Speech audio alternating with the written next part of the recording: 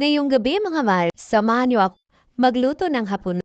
Magluluto tayo ng hapunan ngayon mga mare na tsak magugustuhan ng mga anak niyo. At syempre mga mare, hindi mawawala ang ating bawang. Meron pala ako dito, 1 kilo manok. Hahatiin lang natin ang maliit mga mare para mas marami. Medyo nahihirapan akong maghati niyan mga mare, pero okay lang. Laban lang mga mare.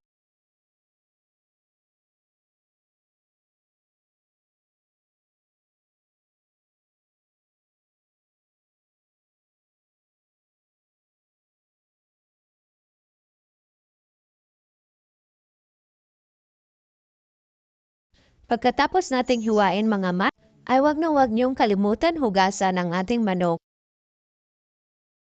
Lagay natin dito sa malinis na lagayan mga mare. At ilagay natin ang 5 itlog.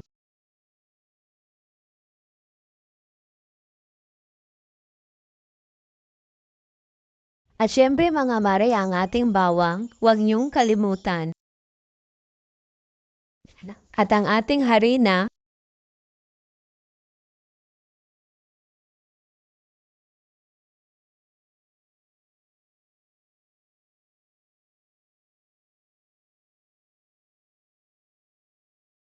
at ang ating crispy fry. Syempre wag kalimutan ang asin, ang paminta, at ang seasonings natin na nagpadagdag lasa sa ating ulam. At pagkatapos yan mga mare, haluin lang mabuti.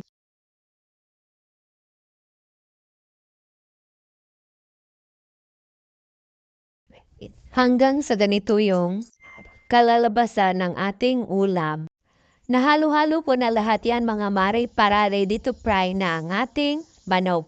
Sa mainit na kalan mga mare, ilagay natin ang mantika.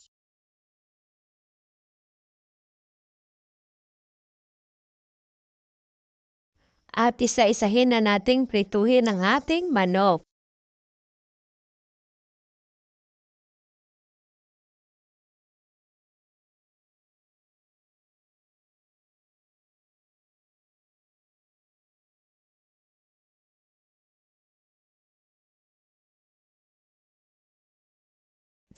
At pagkatapos yan mga mare, na golden brown na yung manok natin at ibaliktad na natin.